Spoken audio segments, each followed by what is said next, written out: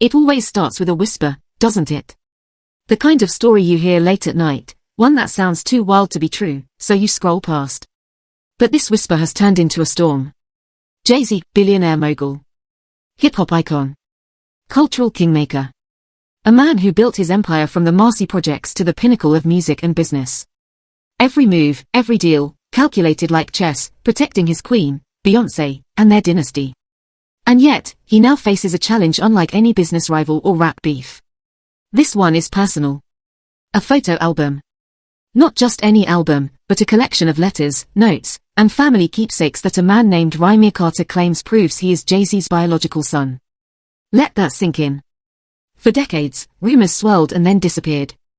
Jay's camp fought hard, delaying hearings, sealing documents, questioning motives. But this time feels different. Rymir isn't chasing clout. No viral stunts, no sensational interviews. Just receipts. And plenty of them. He's dropped what he calls his family albums online. Not grainy snapshots of some look-alike, but side-by-side photos that fuel the conversation. Letters from his late mother, Wanda, naming a young Sean Carter. Addresses. Dates. Memories stamped into the 1990s. Even whispers of sealed court files never made public. The resemblance alone is enough to stir debate. Childhood photos of Rymir at family cookouts mirror the jawline, the eyes, the unmistakable energy of a young Jay-Z. But it's not just about looks, it's the timelines, the details, the notes that refuse to vanish quietly. According to Wanda's letters, she met Jay early in his career, before the dynasty, when the world was just starting to know his name. They talked. They connected. And when she became pregnant, she tried to reach him. But what she got in return was silence. That silence has haunted Rymir for over 2 decades. And now, he's breaking it, publicly. What makes this explosive isn't just the possibility that Jay-Z fathered a child. It's what that revelation could mean for the myth, the brand, the carefully crafted legacy of one of the most powerful men in music history. It's the possibility of a pattern that makes this story even more unsettling. Enter Letitia Marr, a woman from Maryland. She claims she too is Jay-Z's child, that he knows it, that he quietly supports her, even paying for her home. But with one strict rule, no photos of him allowed. It's the same script. Quiet support, in exchange for lifelong silence. Now this isn't just about one disputed paternity case. It's about the possibility of a cover-up. 2 alleged children. 2 mothers who spoke up. 2 lives lived in the shadows, while Jay-Z crafted his own origin story for the world to admire. And yet, the request is so simple, 1 DNA test. 1 swab, 1 answer, 1 truth. But that moment never comes. Because in the world of billionaires, truth doesn't always arrive clean. Sometimes it's buried under NDAs, hush money, and legal maneuvers designed to outlast both your patience and your wallet. Still, Rymir hasn't stopped. He's still speaking. And this time, the internet is listening. Because silence, after a while, starts to look suspicious. Jay-Z hasn't acknowledged Rymir.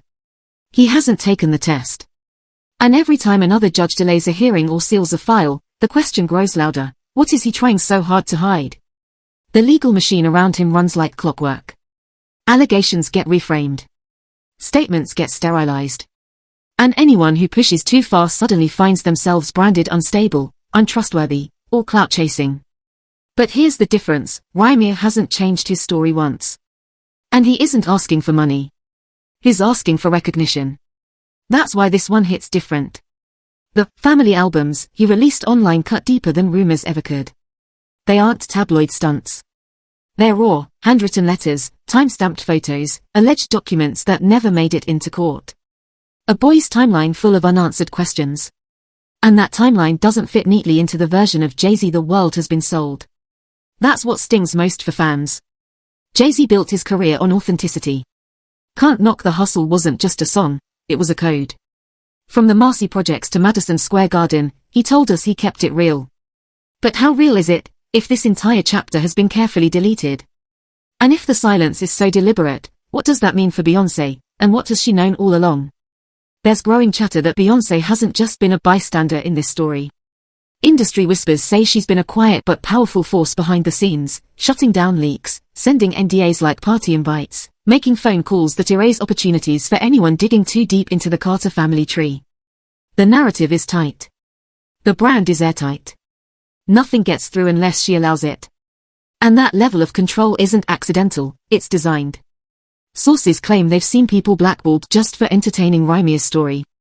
And when Letitia Marr came forward, claiming she too was Jay-Z's daughter, the same playbook came out. A house provided. Rules enforced. No photos. No family moments. Not silence, erasure. Out of sight, out of brand. And yet, still no public response.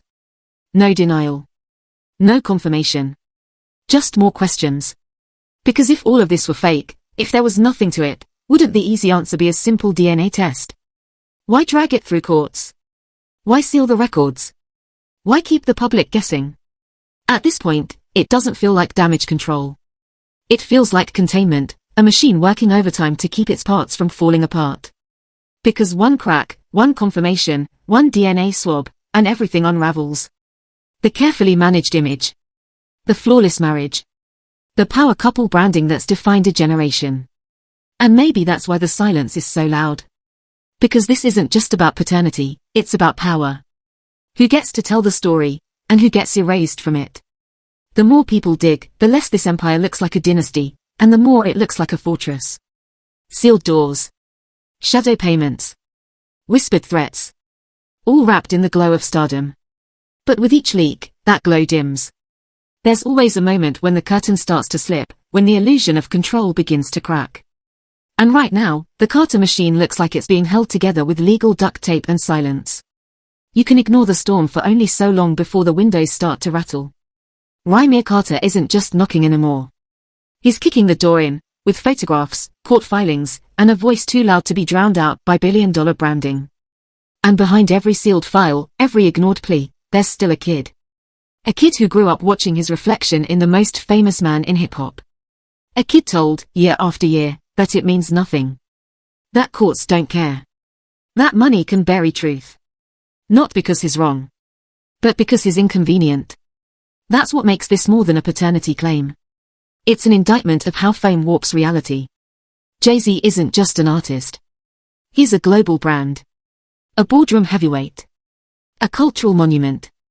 And the higher you climb, the more people are willing to bury your mess, so long as the machine keeps running. But what happens when the mess refuses to stay buried? People close to the situation are starting to talk. Quietly. Carefully. Former associates. Distant relatives. Even legal aides who say they've seen pieces that don't add up, property records tied to Jay's company, mysterious payments, silent leases, paper trails that always stop just short of full exposure. And each time it ends the same way, another NDA. Another disappearance. Another unanswered question. Then there's Beyoncé. Her silence, once praised as grace, now looks like a calculated shield. No statement. No support. No acknowledgement. Just distance. For someone whose image is built on empowerment, feminism, and authenticity, that silence hits differently. Fans notice. Critics notice. And even her most loyal defenders are asking, did she know? Has she always known? Because at some point, silence isn't neutral. It's a choice. And the longer this drags out, the more it looks like she's choosing to protect a narrative rather than confront a reality.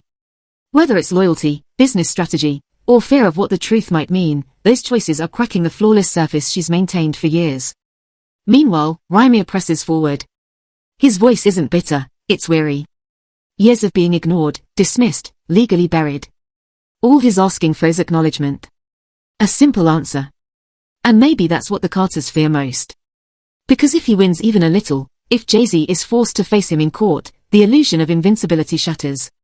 Suddenly, no amount of Grammys, no billions, no cultural power can shield him from accountability. That's the real threat. Not the DNA test. Not the photos. Not the backlash. The danger is the idea that truth still matters. That no matter how rich, how famous, how untouchable someone seems, they can still be forced to answer for their past. So now, the world watches. As lawsuits stack up. As whispers grow louder. As the Carter silence stretches thinner and thinner. The truth has never felt closer. But the question remains, will they finally face it? Or will they keep outrunning it, until the whole facade caves in?